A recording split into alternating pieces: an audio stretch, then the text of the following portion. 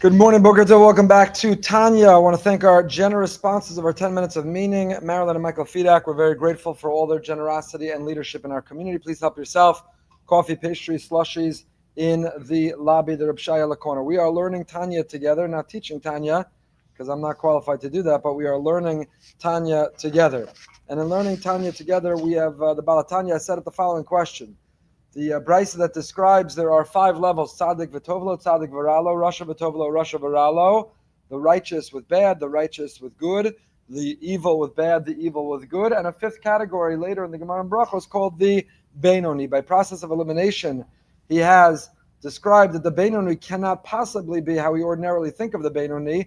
The Benoni is not someone whose scale is exactly even, has merits and demerits, rights and wrongs, they're exactly even, and one more thing can change. It can't be that way because Rabbah describes himself as a Benoni, and he was so diligent in his Torah study, the Malach HaMavis couldn't get him. And if indeed he was half and half, when did he have time to do all those wrong things? If he was so diligent in learning Torah, the Malach HaMavis couldn't even get him. So Benoni can't be what we think it means.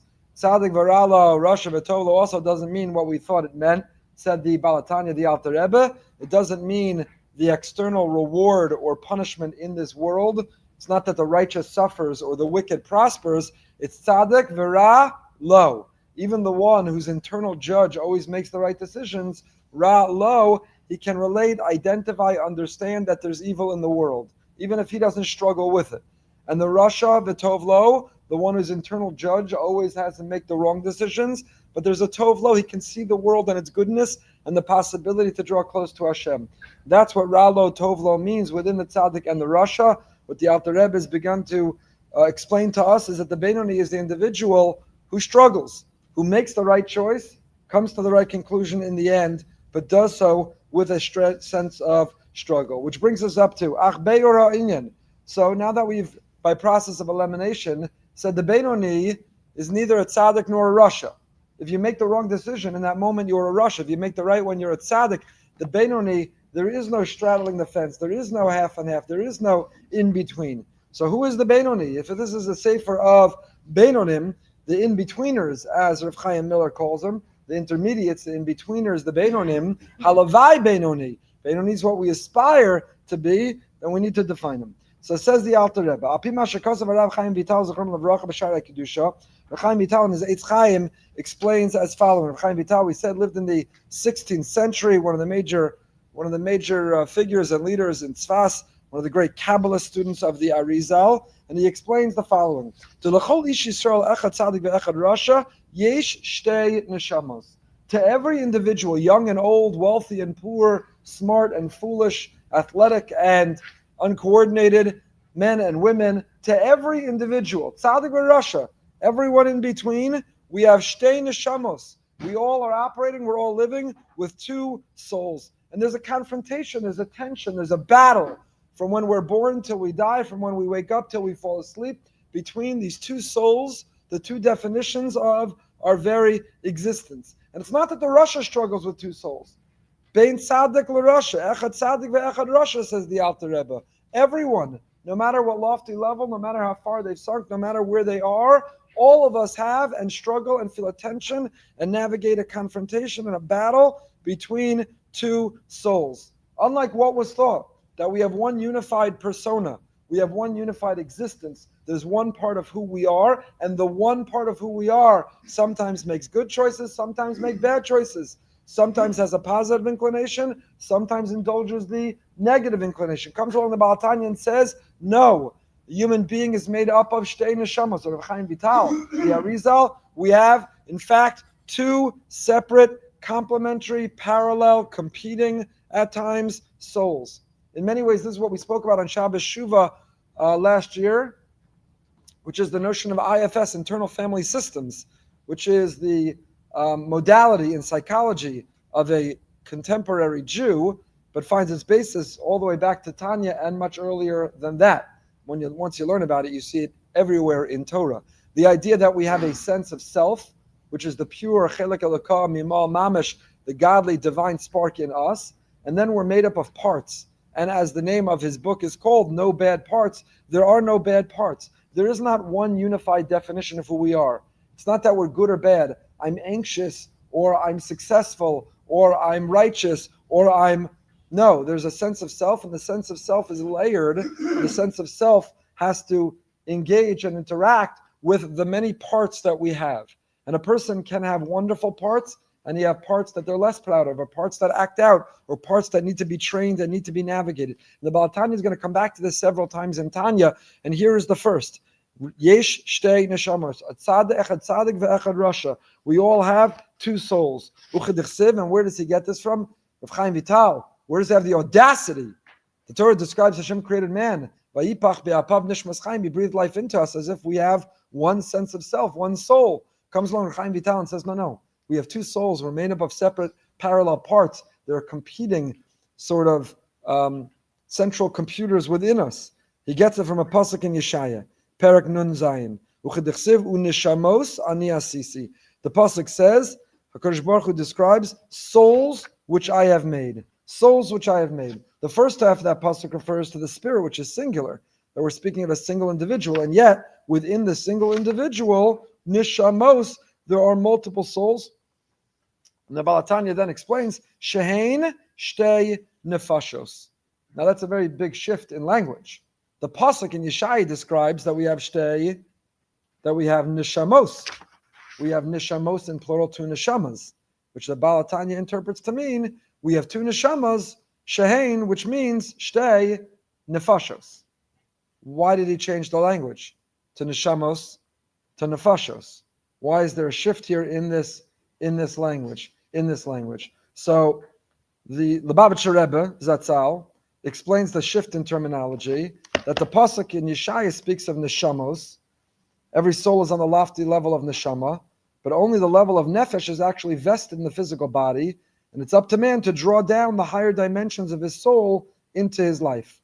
So in speaking about every Jew, tzaddik and rasha alike, possess two souls, the Tanya speaks of nefashos, because that's the baseline, lowest level of the soul, and we have to draw down the higher ones. So since he's addressing echad tzaddik ve'echad rasha, he's addressing the Benoni, he shifts from the language of the higher level soul, neshamos, to the lower level soul of the nephesh. But Rabbi Steinsaltz in his commentary explains a little bit differently. He says the following.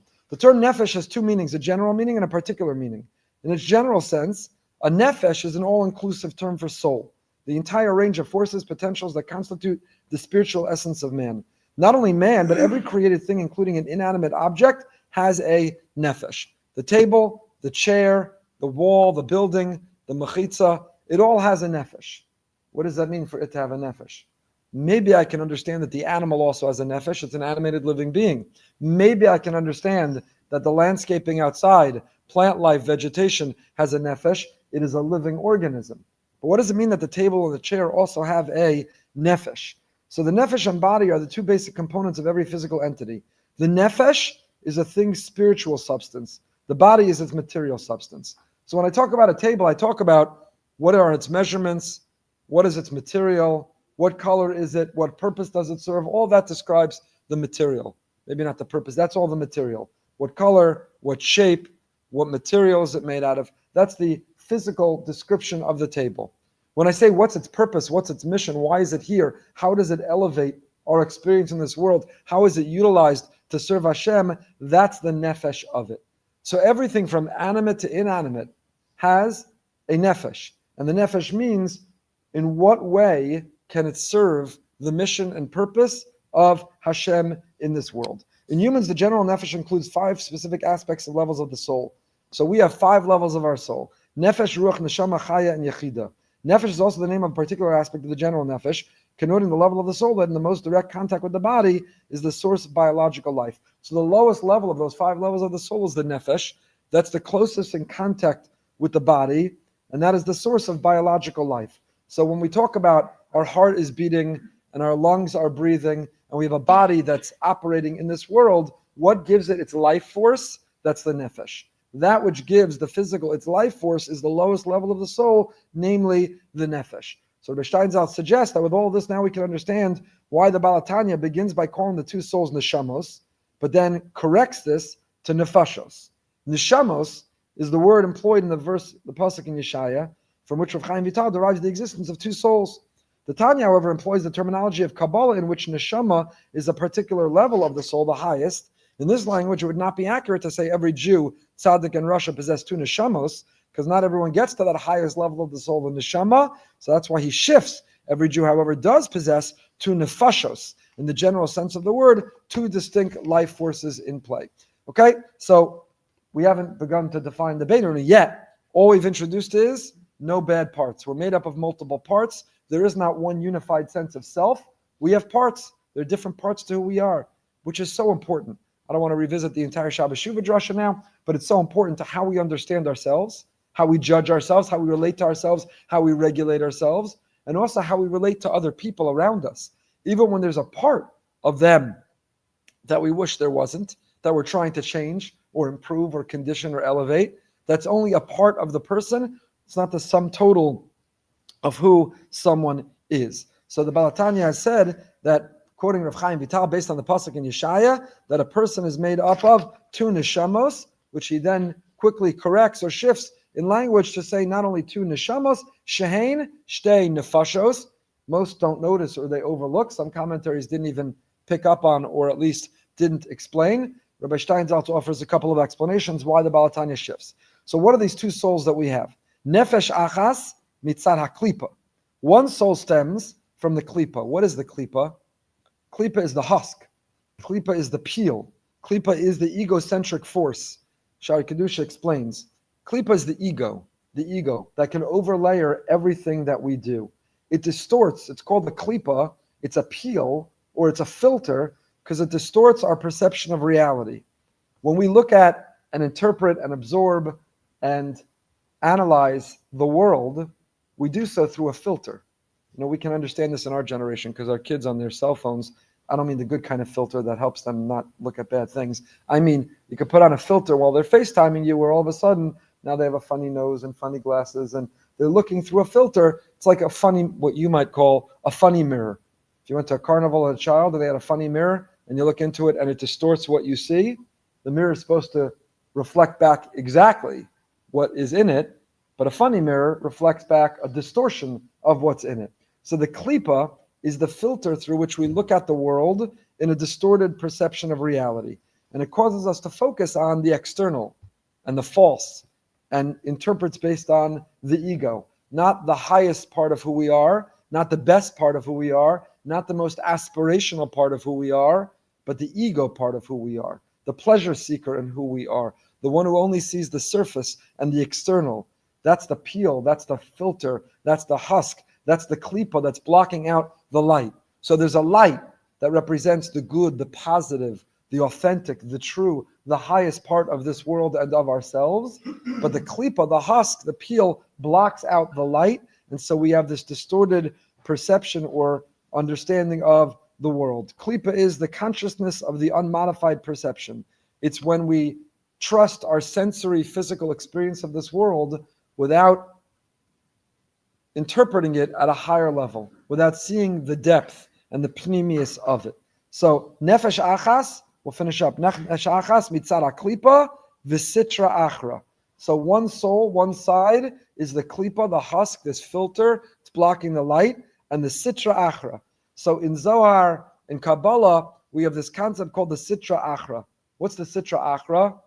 Lahavdil, pop culture picked up on it, right? They call it the dark side. We belong to the dark side, the head of the dark side. It's the dark side. The sitra achra is the other side.